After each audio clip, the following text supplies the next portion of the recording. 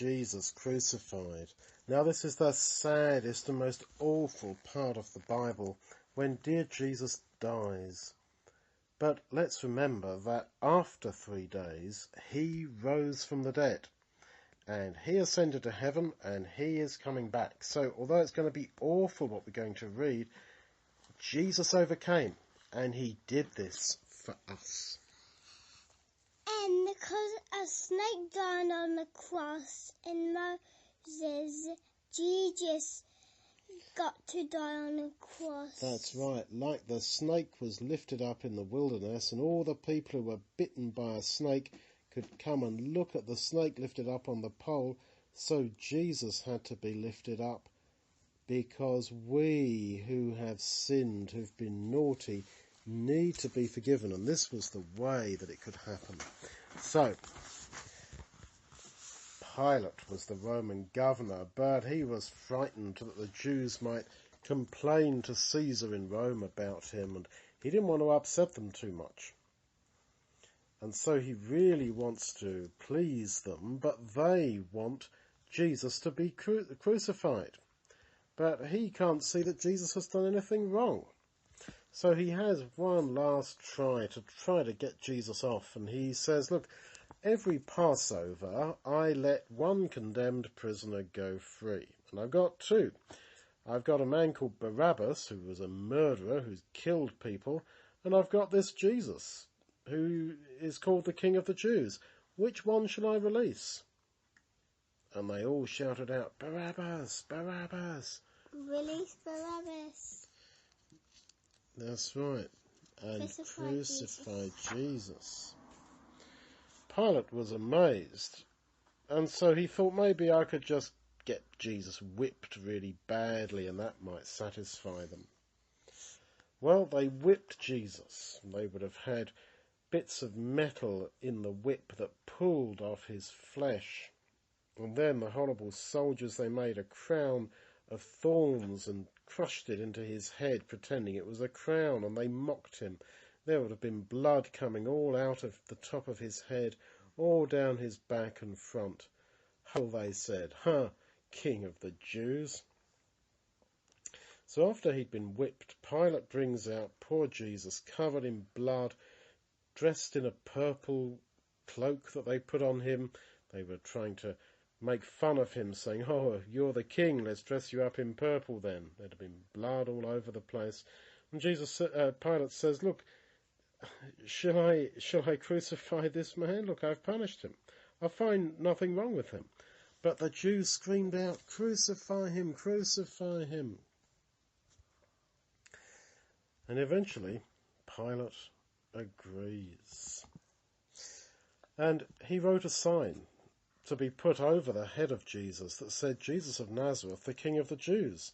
And the Jews again complained to him and said, don't write that, you should write, he said, I'm the King of the Jews. But Pilate said, what I have written, I have written. And so they took Jesus away to be crucified. But while that was happening, Judas, who had betrayed Jesus for money, came back to the chief priests and said, I've sinned, I betrayed an innocent man, take your money back. And he threw the money down, the 30 pieces of silver, clunk, clunk, clunk, onto the stone floor, and he went out and killed himself. That's what happens if you betray Jesus for money. What a sad end, and that money couldn't really buy him anything. Well, Jesus then had the cross put on him. It was very, very heavy, and actually he couldn't carry it. He was so weak. They'd ripped all the skin off his back. Poor Jesus. There was a man who was coming out of the countryside called Simon of Cyrene, and they said, hey, you, come over here. Help this man carry his cross. And Simon had to carry it. And we think that Simon probably became a Christian as a result of that.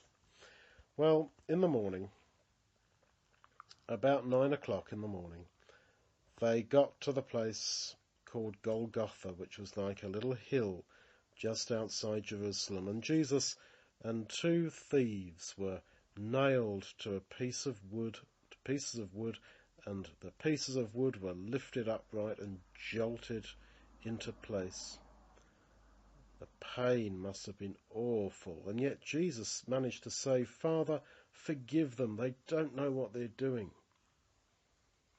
The Roman soldiers, like people in the world today, had no sense of the wonderful thing that was happening here, that the Son of God was dying for the sins of the world, and they grabbed his coat, which was a very nice one, woven from the top throughout.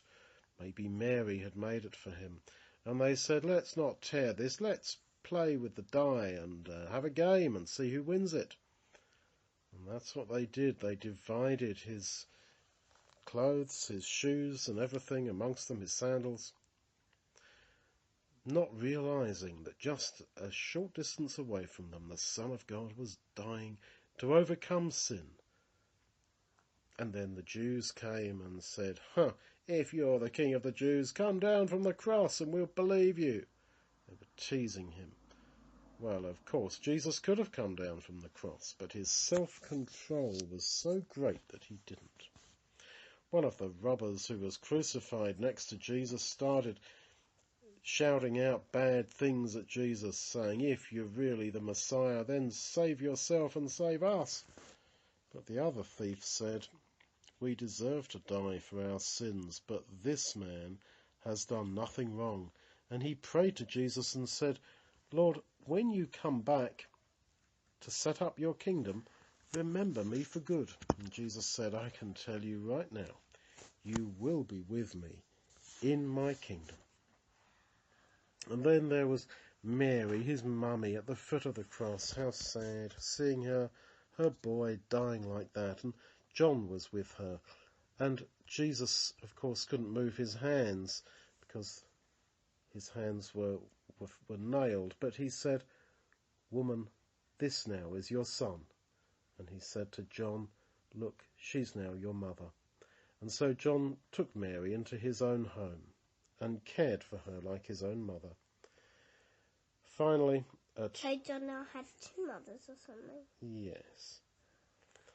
That was lucky. After about 3 hours, there came a huge darkness.